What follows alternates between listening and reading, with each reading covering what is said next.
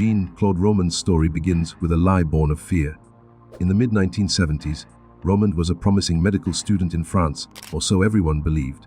In truth, he failed to take an important medical exam and never qualified as a doctor. Yet he could not bear to admit this failure. Rather than face the shame, he told his family and friends that he passed. This was the first of many lies, the tiny snowball that would trigger an avalanche. At this critical turning point, Stoic wisdom offers a path he did not take. The Stoic philosopher Epictetus cautioned against clinging to appearances and others' approval. He wrote, "If you want to improve, be content to be thought foolish and stupid, and even if you appear to be somebody important to others, distrust yourself." Had Romand embraced this principle, he might have admitted his failure instead of building his life on a lie. Stoicism teaches that enduring a moment of humiliation is far better than living in dishonesty. If Romand had been willing to be thought foolish for failing an exam, he could have learned and moved on. The first lie would have been the last, and the tragedy to come could have been averted. Romand, however, chose pride over honesty. In doing so, he stepped onto a dangerous road. Marcus Aurelius, the Stoic emperor, advised, "Never esteem anything as of advantage to you. That will make you break your word or lose your self-respect." Romand did the opposite. He saw maintaining a facade as an advantage worth the price of his integrity. He feared losing respect more than losing himself. This moment marks the path not taken, the Stoic path of truth and courage. It was a quiet, seemingly small decision that set the stage for an unimaginable downfall. For 18 years, Jean-Claude Romand lived what appeared to be a charmed life. He married, had 2 children, and presented himself as a successful doctor working at the World Health Organization in Geneva. Friends admired his prestigious career, family members trusted him with their savings to invest. But it was all a colossal deception. Every morning, Romand would kiss his wife and kids goodbye and drive not to a lab or office, but to a parking lot. He spent his days loitering in the woods, napping in his car, or reading brochures at the WHO Public Information Center. While he was supposed to be at international conferences, he was actually hiding in cheap hotels, studying medical journals to fabricate stories about research trips. Each night, he returned home with practiced smiles and anecdotal tales of a doctor's day. Imagine the tremendous stress of maintaining this lie. Romand's entire identity was fake, and he knew it. Every waking moment, he must have feared exposure. The Stoic philosopher Seneca observed a truth about such fear. There are more things, Lucilius, likely to frighten us than there are to crush us. We suffer more often in imagination than in reality. Romand suffered in imagination constantly, every day, imagining the humiliation if he were discovered. Every knock at the door, a potential reckoning. This anxiety became his invisible prison. Stoicism teaches that fearing an outcome can be worse than the outcome itself. Had Romand confronted reality years earlier, the consequences, however difficult, would likely have been far less dreadful than the nightmare life he was living. Inside his mind, a storm raged. On the surface he was the kind, competent Dr. Romand. But inside he was adrift, panicking, isolated. One can picture him sitting alone in his car at the edge of a forest, head in hands, wondering how long he could keep this up. Marcus Aurelius wrote that, "The happiness of your life depends upon the quality of your thoughts."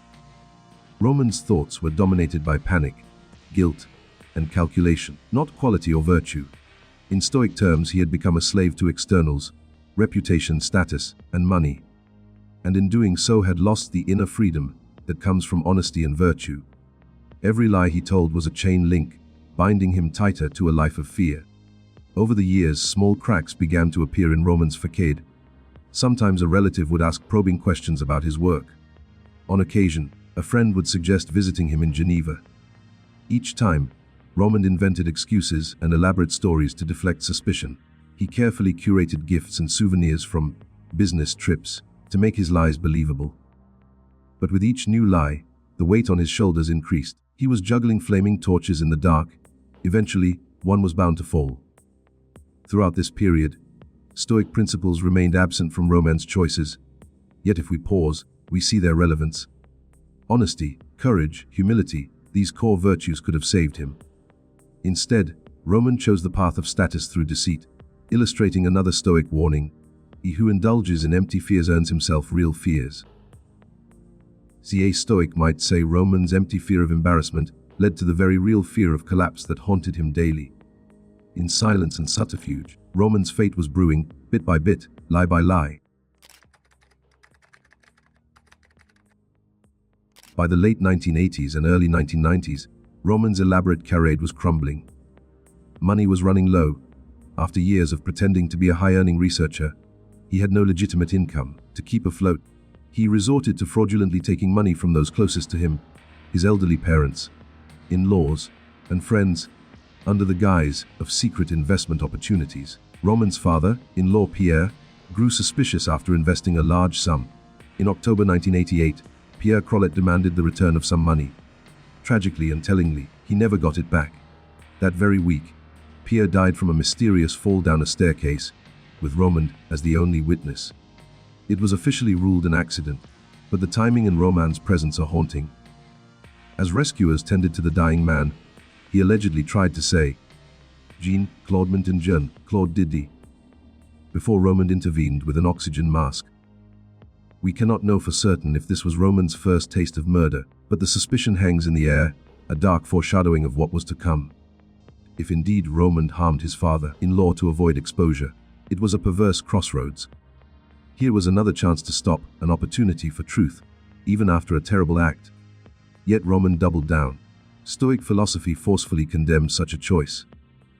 The Stoics held that doing evil is far worse than suffering evil. Better to lose all wealth and face shame than to lose your virtue. In Romand's case, fear had now led to actual harm.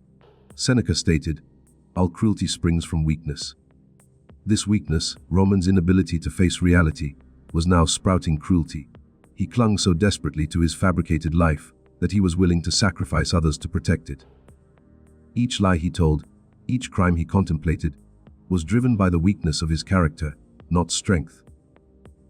A Stoic perspective makes it clear true strength would have been admitting the truth, no matter the consequences. In early 1993, the walls closed in completely.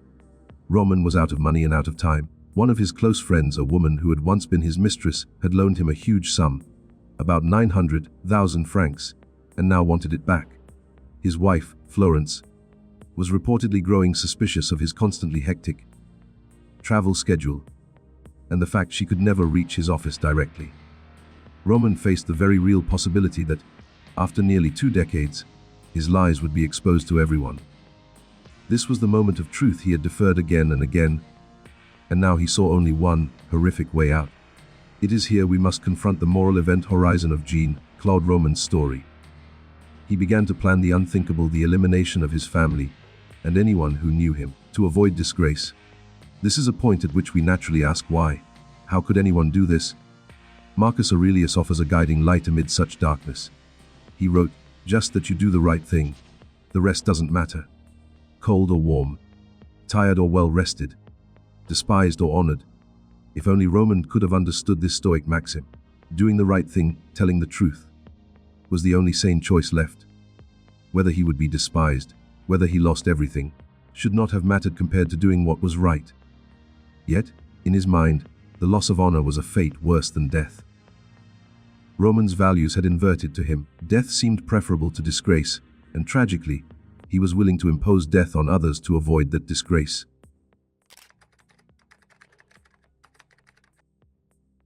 January 9th, 1993 evening.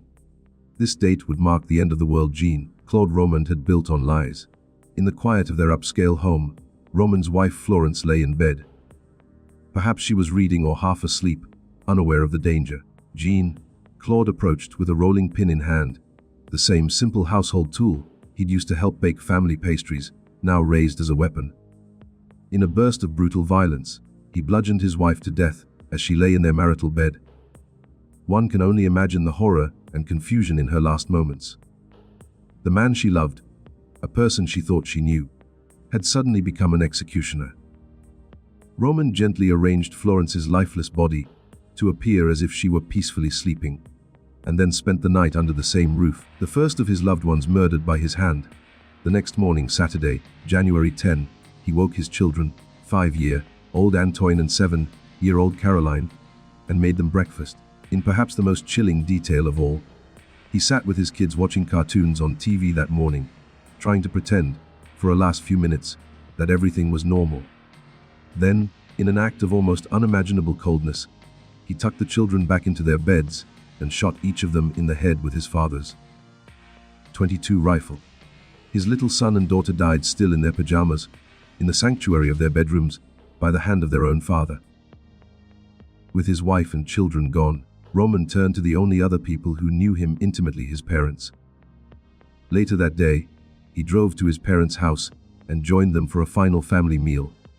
After lunch, as his elderly mother cleared the dishes and his father chatted contentedly, Jean-Claude raised his rifle and shot both of them dead. He even killed the family dog, as if to erase every living reminder of his failing facade. In the span of hours, Jean-Claude Romand had annihilated the 5 people who loved him most, his entire family. It is a staggering crime, a massacre born not of hatred, but of fear. When we search for words to rationalize such evil, we come up empty.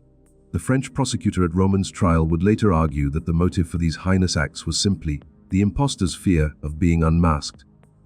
Fear, in other words, pushed Romand beyond the brink of humanity. But how, we ask? How could confessing to his lies have become harder than killing his family? How could his reputation have meant more to him than the lives of his own children? These questions strike at the heart of this tragedy. They also reveal just how warped Romand's thinking had become. In Stoic terms, he had elevated something external, his reputation, above the most sacred internals, his moral duty and his love for his family. Seneca's words ring loudly here. All cruelty springs from weakness. Romand's cruelty was the ultimate manifestation of his weakness, his inability to face the truth. Each murder was a product of cowardice, not strength. A Stoic sage would say that no external circumstance, not even public disgrace or poverty, can justify doing what Romand did. Better to suffer any loss than to lose one's humanity in such a way. After the murders, Romand's behavior remained disturbingly methodical. That evening, he met with a close friend and former mistress who was expecting a dinner with a government minister, another one of Romand's fabrications.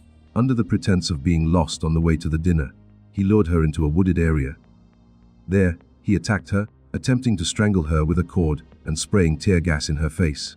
Unlike his family, this woman fought back fiercely. Startled and unable to overpower her, Romand suddenly stopped the assault. In an almost pathetic scene, he apologized to her and begged for her silence, even driving her home after this attempted murder, extracting a promise that she wouldn't tell anyone. She was injured and terrified but alive. In sparing her, or rather, failing to kill her, Romand left a witness to the madness that had consumed him. In the early hours of January 11, 1993, Jean-Claude Romand returned alone to his now silent house, where the bodies of his wife and children still lay. Around 400 am, he carried out the final step of his plan.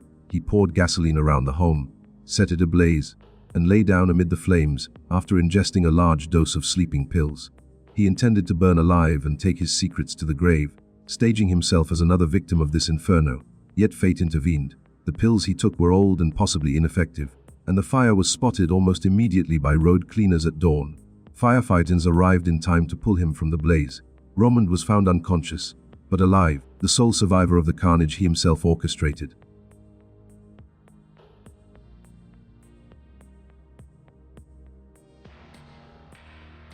One cannot help but see a grim irony. Romand, who so feared death, or rather, feared facing life's consequences, that he killed to avoid, ultimately failed in his own suicide attempt. He awoke in a hospital, not to a saved reputation, but to the absolute ruin of his world. In that awakening, all his lies were finally exposed.